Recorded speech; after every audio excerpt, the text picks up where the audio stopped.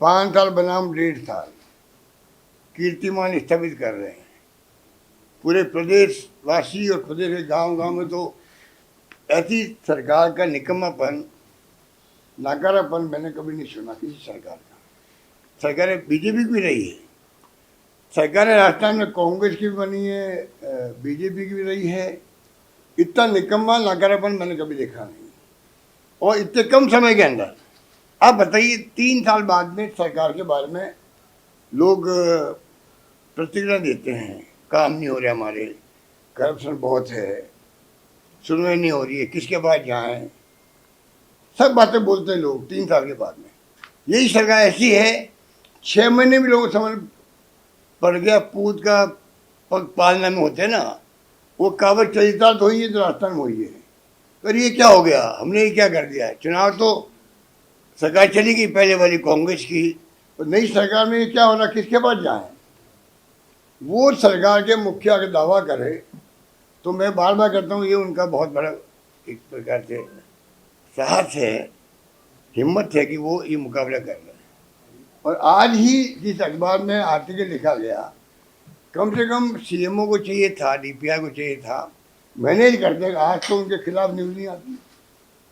आज भास्कर के अंदर आर्टिकल भी आ रहा है और मुख्यमंत्री के दावे को खोखला साबित कर रहे हैं। वो ऐसी ऐसी घटनाएं आज आई है उसके अंदर, कानून व्यवस्था की हो या अन्य घटनाएं हो, तो आज तो मैनेज करना चाहिए था। कम से कम मैनेजमेंट भी नहीं किया। आर्टिकल की खुद की दर्जा उड़ गई उसके अंदर ही। पत्रिका में क्या आता है अलग बात है, और अखबार में क्या आता है वो तो लंबी छोटी बातें हैं, लगातार आ रही है। और आज तो मुझे बहुत दुख हो रहा है। मैंने अभी देखा वीडियो तो मैं आपके सामने नहीं दिखा सकता हूँ, इतना खतरनाक है वो।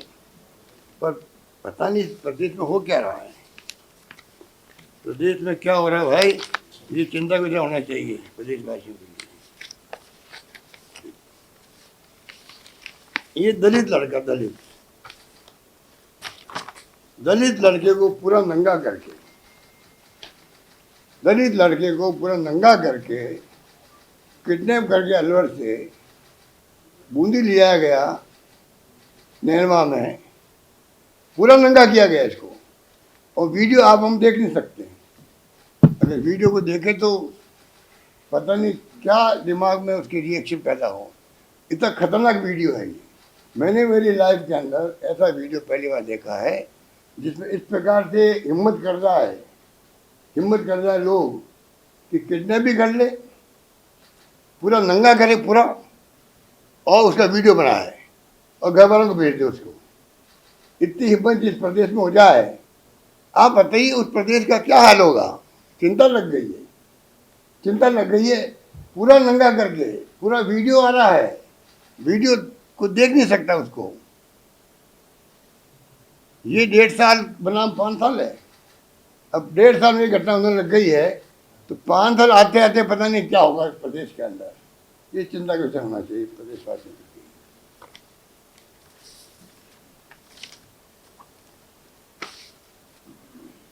लिए। धन्यवाद।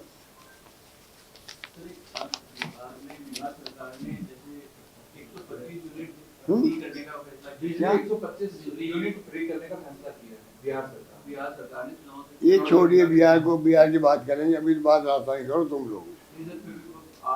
नहीं, आप तो बात करें, इतने बड़े इश्यू है, हमारी प्रायोरिटी राजस्थान अभी है। सर एक वो आरटीएचएस स्कीम में जो गवर्नमेंट कर्मचारियों की, उसमें आ रहा है इलाज नहीं कर रहे, पैसा नहीं मिल रहा है, आरटीएचएस। बहुत दुर्भाग्य है। आज मैं कल बेंगलोर में था, परसों में बॉम्बे में था। जहाँ मैं जा रहा हूँ देश के अंदर, दिल्ली जाते हैं, दिल्ली में पूरे देश के लोग आते हैं, सब जगह चर्चा ये है कि राजस्थान सरकार ने जो स्कीमें बनाई थी अपने वक्त में, कांग्रेस सरकार ने, उसकी चर्चा पूरे देश के अंदर है। खाली हेल्थ की नहीं है, हेल्थ की तो है ही है, बाकी हमारी स्कीमों की चर्चा है। और 25 लाख का बीमा तो देश में, दुनिया में कहीं नहीं। मैं बार बार बोल रहा हूँ, लोग समझ नहीं रहे हैं कि मोदी जी की योजना जो है आयुष्मान भारत, वो सिर्फ 50% लोगों के लिए, मुश्किल से 50% लोगों के लिए देश के अंदर। हमारी स्कीम 100% लोगों के लिए है, सबके लिए है। पैसे वाले हैं 850 रुपये जमा कर दो खाली, बस 25 लाख का बीमा लो। घर घर में, गांव गांव में आज इस योजना की चर्चा हो रही है और ये सरकार दावा उल्टा कर रही है। क्या इनको कहें, ये 1.5 साल बनाम 5 साल की बात जो करने वाली है, उनको हम क्या कर सकते हैं। आपने क्या क्वेश्चन किया? आरजीएसएस शानदार स्कीम थी। सीजीएसएस भारत सरकार की स्कीम है। मैं खुद मेंबर पार्लियामेंट था, मुझे उसका लाभ मिल रहा है आज भी। एक्स एमपी को मिलता है, एमपी को मिलता है। हमने उसी तर्ज पर एमएलए को, एक्स एमएलए को और सरकारी कर्मचारियों को भी, पत्रकारों को भी, सभी को हमने उससे जोड़ लिया आरजीएसएस से कि आप भी जो है सीजीएसएस की तरह कैशलेस इलाज करवा सकते हो। कैशलेस, उसकी खासियत कैशलेस है। उसका आपने 800-900 करोड़ रुपये अगर बकाया कर दिया प्राइवेट अस्पताल का, तो उन्होंने धमकी दे दी आपको, कम स्ट्राइक करेंगे। अब आपने लिपापोती करके उनको शांत किया, अच्छी बात है, मैं उसको अप्रिशिएट करता हूँ कि स्ट्राइक नहीं होने दी उन्होंने, अच्छी बात है। पर ये योजना ऐसी है जिसमें खर्चा एक्स्ट्रा होता है आदमी का, चाहे नौकरी करने वाला हो, चाहे आम नागरिक हो या पत्रकार हो। अचानक घर में बीमार कोई हो जाए, कोई 5,000, 25,000, 1 लाख, 2 लाख ऑपरेशन या जांच अगर वो MRI free, CT scan free, दवाएं फ्री, वो एक्स्ट्रा खर्चा होता है अपनी तनख्वाह से अलावा। अपने जो आमदनी होती है किसी व्यक्ति की, उससे अलावा इसको कहते हैं आउट ऑफ पॉकेट एक्सपेंडिचर। अचानक आ गया, उसको सरकार फ्री कर रही है, तो उसको अपनी प्लानिंग करने में, घर चलाने में आसानी रहती है। ये हमने किया। दुर्भाग्य से जो है उसको कमजोर कर रहे हैं। इनकी टॉप प्रायोरिटी शिक्षा के साथ में स्वास्थ्य होना चाहिए। अगर किसी नागरिक का, परिवार का शिक्षित होगा परिवार, स्वास्थ्य अच्छा होगा, बाकी जो भी जिंदगी बितानी है उसको, वो अपना भी स्वतः ही समझदार बन जाएगा। स्वास्थ्य अच्छा होगा, शिक्षित होगा, सब कुछ हो जाएगा। 2 प्रायोरिटी मुख्य, प्रायोरिटी तो सब मुख्य होती है, सड़कें मुख्य होती है, सबकी अपनी अपनी महत्वता होती है, पर ये 2 बातें ऐसी है, हमने ध्यान दिया इस पर। इंग्लिश स्कूलें खोल दी, अंग्रेजी स्कूलें, ये हमारे बच्चे हिंदुस्तान में जो है सबसे आगे निकलेंगे। इंग्लिश बच्चे, गांव के गरीब, दलित, पिछड़े बच्चियाँ इंग्लिश बोलती है, हम जवान नहीं दे पाते हैं, हमारी इंग्लिश कमज़ोर है, वो हम आगे निकल गए बच्चे। गर्व होना चाहिए सरकार को, उसको बंद करने की योजना बनाई, अब पब्लिक दबाव में चुप हो गए। सर, एक Rajiv Gandhi broad scholarship scheme थी आपकी, जिसके तहत कई बच्चों का विदेश में सिलेक्शन हुआ, विदेश में पढ़ने गए।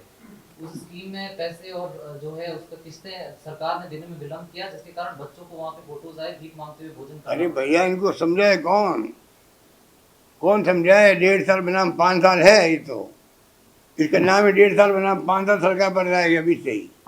आप करो भीख मांग रहे विदेश के अंदर, वो जिनको हमने भेजा विदेश पढ़ने के लिए, अगर ये पैसा रिलीज नहीं कर रही है उनके लिए जो वादा किया हुआ था, तो भीख ही मांगेंगे, नौकरी करेंगे और क्या करेंगे। और उसकी संख्या कम कर दी उन्होंने, 500 से 200 पे जाए मेरे ख्याल से। ये तमाम जो गवर्नेंस चल रही है वो अच्छी नहीं चल रही है। बार बार मैं आगाह कर रहा हूँ सीएम साहब को, वो पता नहीं बात तो अच्छी करते, पर वो उनका या तो कंट्रोल नहीं रहा, ये कंट्रोल नहीं रहा दिखता, सीएमओ भी, सीएमआर भी।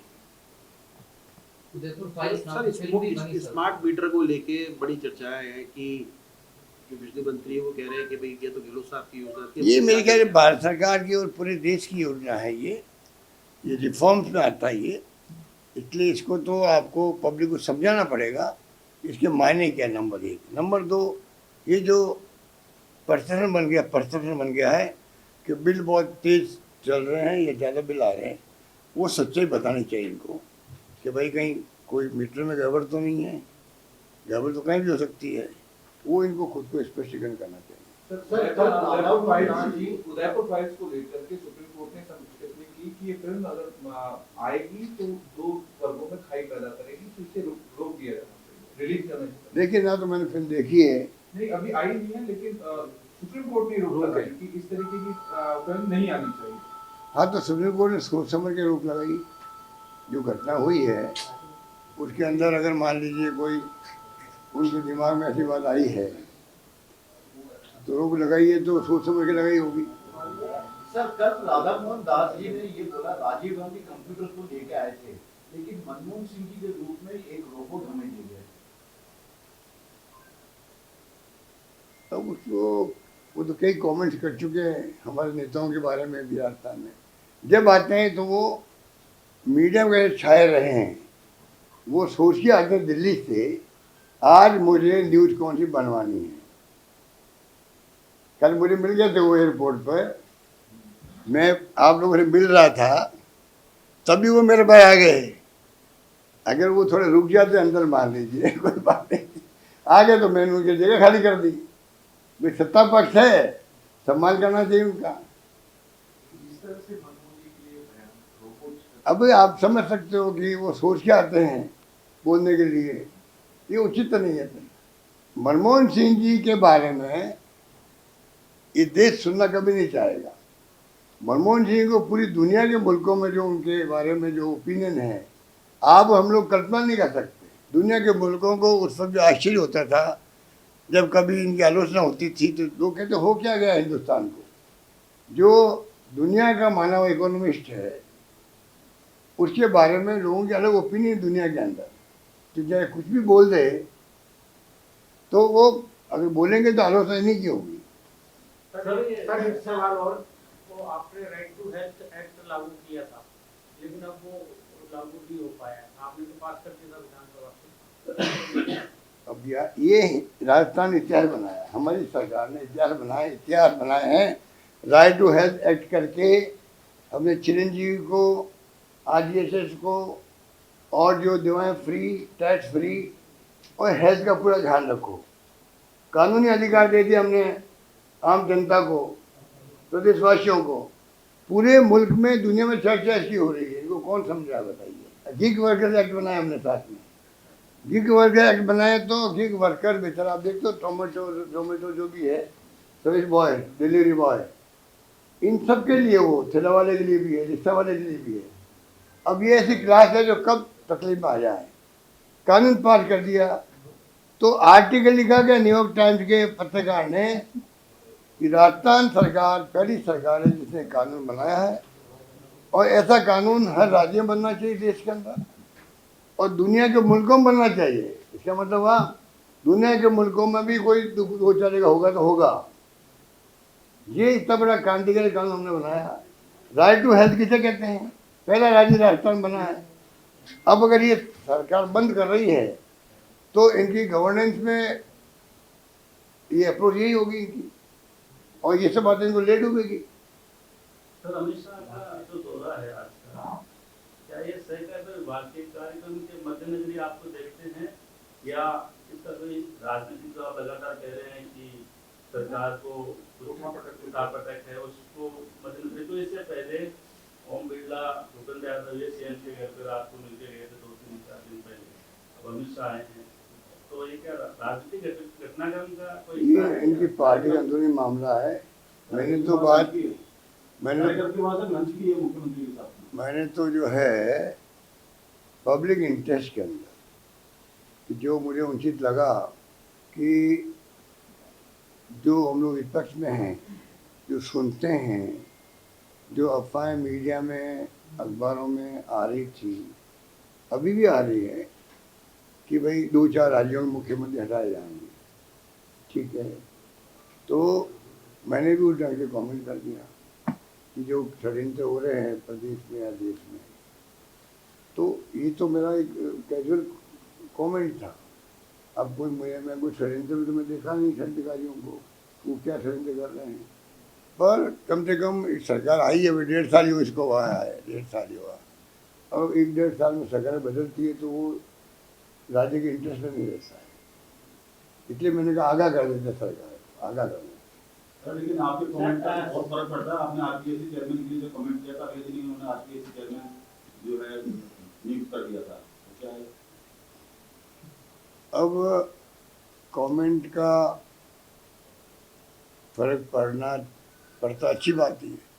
अगर विपक्ष को वो सम्मान देंगे तो लोकतंत्र मजबूत होगा, ये मेरा मानना। ये बात मैं मोदी जी के लिए भी कहता हूँ कि आप विपक्ष को दुश्मन नहीं समझें। आज का टाइम इतना खराब आ गया है कि केंद्र सरकार हो या राज्य सरकार हो, वो दुश्मन समझती है विपक्ष को। वो दुश्मन नहीं है, वो दुश्मन नहीं है। अगर आप इन्वॉल्व करके अगर आप फैसले करेंगे, आप अच्छी गवर्नेंस दे पाएंगे, ये मेरा मानना है। अगर आप इस प्रकार से सोचेंगे कि दुश्मन हमारे हैं, हर बात को आप काट करेंगे, मान सम्मान नहीं देंगे, तो उससे नुकसान उनको भी है। सर हमारे में आईपीएस के साथ धक्का मुक्की होने की खबरें एक तरह की चल रही है। वो मैंने भी सुना है, काफ़ी दिन से सुन रहा हूँ, कोई घटना हुई है। तो वो तो अब क्या घटना हुई है, मुझे आपको जानकारी है तो बता दीजिए। चर्चा चल रही है क्या हुआ है, कोई मारपीट कर रहे हैं, कोई के थप्पड़ लगा दी, कोई के मारपीट हो गई, ये अफवाहें चल रही है। ऐसी अफवाहें सीएमओ के बारे में, सीएमआर के बारे में चलना, मैं समझता हूँ मैंने कभी सुना नहीं, और मुझे इस पर यकीन भी नहीं होता, व्यक्तिगत रूप में यकीन नहीं होता। पर अगर इतनी चर्चा चल पड़ी है तो या तो सच्चाई बताया सरकार, या फिर सरकार को स्पष्टीकरण देना चाहिए पब्लिक को। इन लोगों का इकबाल खत्म हो जाता है कि अगर सीएमआर के अंदर, सीएम की मौजूदगी के अंदर अगर ऐसी कोई घटनाएं होती है और सीएमओ में या सीएमआर में पता ही नहीं क्या हुई कि नहीं हुई, पता ही नहीं, तो वो उचित नहीं है। तो उनको स्पष्टीकरण देना चाहिए पब्लिक को। तो ये बात उचित नहीं है कि जहाँ नंबर 1 अथॉरिटी हमारी ये प्रदेश की है, मुख्यमंत्री तो पद बहुत बड़ा पद है, वहाँ पे अगर घटना होती है तो वो स्पष्टीकरण आना चाहिए। सर आपने स्कूलों के मर्जर का मुद्दा उठाया था। सरकार की तरफ से ये कहा जा रहा है कि पहली बार मर्जर नहीं हो रहा है, पिछली सरकार यानी जो आपकी सरकार थी उसमें भी स्कूलों का मर्जर किया गया। कोई बात नहीं, जो जस्टिफाई वो करो। अगर आप जस्टिफाई लगता है, हमें जस्टिफाई लगा होगा तो हमने कर दिया होगा, इनको जस्टिफाई नहीं लगता है। हमारी शिकायत यही हो सकती है कि भाई राजनीतिक तौर से आप कोई फैसला मत करो। अगर आप जस्टिफाई करते हैं तो वो फैसला करे सरकार। सर, बिहार का वोटर लिस्ट से नाम काटने का मुद्दा राहुल गांधी भी उठा रहे हैं कि वोटर लिस्ट से कई लोगों के नाम गलत तरीके से काटे जा रहे हैं। क्या आपको लग रहा है कि चुनाव आयोग इस तरह का? अब तो सुप्रीम कोर्ट में केस चल रहा है बाबू, थोड़ा इंतजार भी करो क्या होगा। सर, कल राहुल गांधी की बैठक थी, हेमंत बिश्वा शर्मा के लिए कुछ नेताओं के साथ बातचीत हुई थी। और कोई बात? Thank you. मैडम, अभी जो बेंगलोर में मीटिंग हुई थी उसके बारे में थोड़ा सा बता दें। हाँ, उसमें मैं 2 मिनट बोल देता हूँ। ये जो है राहुल गांधी का जो मिशन है, सुनिए भैया, ये टेलीफोन वगैरह बंद कर दो, टेलीफोन बंद करवा दो पीछे। ये मिशन बन गया राहुल गांधी का, ये मिशन बन गया है कि जातिगत जनगणना हो देश के अंदर। 1931 में हुई थी लास्ट, उसके बाद कभी हुई नहीं। तो वो ये कहते हैं कि एक बार मान लीजिए देश में 70 साल के बाद में भी जिस प्रकार से गरीब रहता जा रहा है, या गरीब बढ़ती जा रही है, अमीर ज़्यादा बढ़ते जा रहे हैं, तो अमीर गरीब की खाई बहुत ज़्यादा बढ़ गई है। इसलिए जरूरी एक बार जातिगत जनगणना हो, सोशियो इकोनॉमिक सर्वे भी हो जाए, ठीक है। तो उससे कम से कम सरकारें कौन सी होगी कोई पता नहीं, उनको सुविधा हो जाएगी किस प्रकार से हम अपनी योजना बनाएं, प्लान करें, बजट बनाएं। तो तमाम तरीके से साइंटिफिक तरीके से फैसले होंगे, वो जनहित के अंदर होंगे। और जो ज़्यादा पिछड़े हैं, एससी के हैं, एसटी के हैं, ओबीसी के हैं, या जो इकोनॉमिक बैकवर्ड हैं, उन सब का मतलब इस प्रकार से जस्टिफाई हो जाएगा उनको। अब 10% आरक्षण मिल गया अभी ईडब्ल्यूएस को, आपको जान के खुशी होगी या गर्व होगा। ये मैंने जो है सबसे पहले हिंदुस्तान के अंदर मई 2003 को, तारीख क्या थी, 21 मई 2003 को मैंने खुद ने इसको, पहला राज्य है मेरा राज्य, कांग्रेस सरकार थी, जब हमने इसको उठाया था, जब चर्चा ही नहीं थी इसकी, कि जो बैकवर्ड लोग हैं, इकोनॉमी बैकवर्ड हैं, उनको भी आरक्षण मिलना चाहिए। ये मैंने पहली बार कहा था देश के अंदर। उसके बाद में फिर वाजपेयी गवर्नमेंट भी चली गई, मनमोहन सिंह सरकार ने कमीशन बनाया इसके लिए, वो चलता रहता था। फिर भी इन्होंने कमीशन बनाया होगा, अब जाकर के वो अभी 2 साल पहले 3 साल पहले ये 10% आरक्षण मिल गया है, पार्लियामेंट के कानून बना के मिल गया, ठीक है। तो 50% की सीमा की जो बात करते राहुल जी, वो 60 तो वैसे ही आ गए हैं, कानून तौर से आ गए हैं, तो सीमा रही नहीं है। तो वो ये कहते हैं कि आप अगर मान लीजिए ये सब सीमा तोड़ो और पूरा सर्वे हो, उस वक्त ये फैसला करो भाई वास्तव में आरक्षण किस रूप में हो, किन किन वर्गों कैसे हो, आपको आसानी हो जाएगी। राहुल गांधी कोई जनरल कास्ट के खिलाफ नहीं है, वो ये कहते हैं कि वो बोलते हैं आदमी, अब सुनते होंगे SC ST OBC और EWS सबके लिए बोल रहे हैं। आज कोई कम्युनिटी है अपना जनरल कास्ट की भी है, उनमें ही गांव में आप जाओगे तो गरीब मिलेगी, गरीब मिलेगा, कोई कम्युनिटी हो। शादी नहीं होती बच्चियों की, ऐसी गांव है, ऐसे इलाके हैं, ऐसे परिवार हैं, उनके बच्चों की शादी नहीं होती है। मैं खुद देखता हूँ, कई जगह सुनता हूँ, बहुत दुख होता है भाई, इसलिए परिवार में गरीबी है, इसलिए बच्ची को शादी नहीं हो पा रही है, क्योंकि दहेज प्रथा भी आज भी है, कुछ तो कुरीति समाज में है।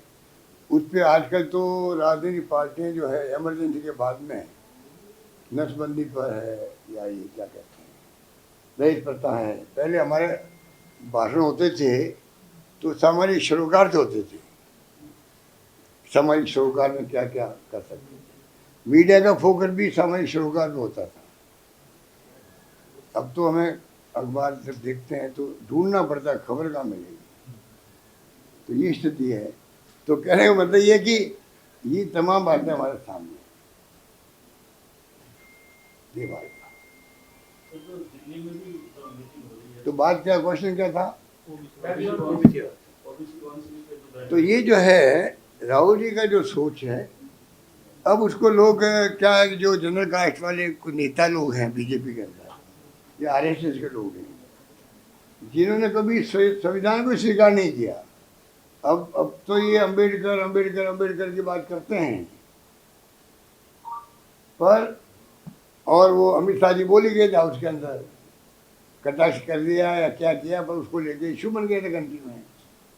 तो कहने का मतलब है कि जो ये जिस प्रकार से इन्होंने किया है, ये अपना आप में राहुल गांधी का स्पष्ट सोचना है, कंट्री के इंटरेस्ट में सोचना है, क्योंकि ये रिफॉर्म्स को एकदम लागू होते नहीं है, सालों लग जाते हैं इसके अंदर, सालों लग जाते हैं, तब जाकर के आप उसका फल मिलता है।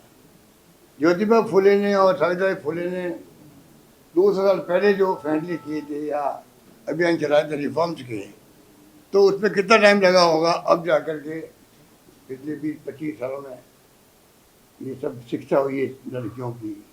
लोग माइंड नहीं करते लड़कियों को पढ़ाने में या महिलाओं को, तो वो तो कह रहे उस वक्त तो पाप लोग समझते थे लड़कियों को पढ़ाना। रिफॉर्म शुरू उस वक्त किया, कितना लंबा अर्सा लगा। तो ये राहुल गांधी चाहते हैं कि जो SC ST OBC लोग हैं, इनको मुख्य धारा में लाया जाए। मुख्य धारा में लाएंगे तो देश की ताकत बढ़ेगी, देश की ताकत बढ़ेगी।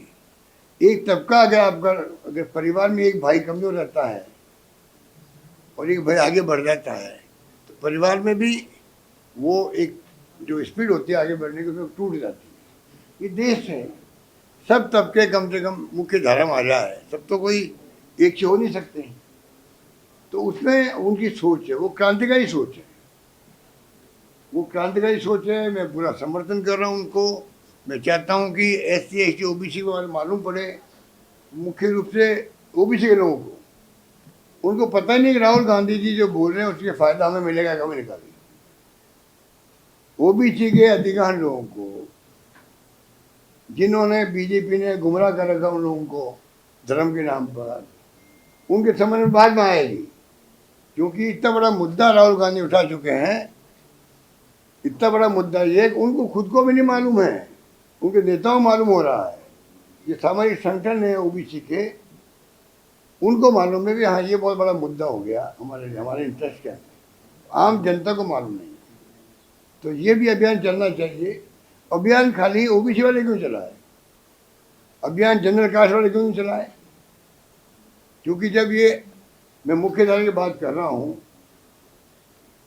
पब्लिक इंटरेस्ट में है, तो कोई वर्ग हो उनको आपस में इन अभियानों में चलाना चाहिए, जिससे कि ये सर्वे होके रहे।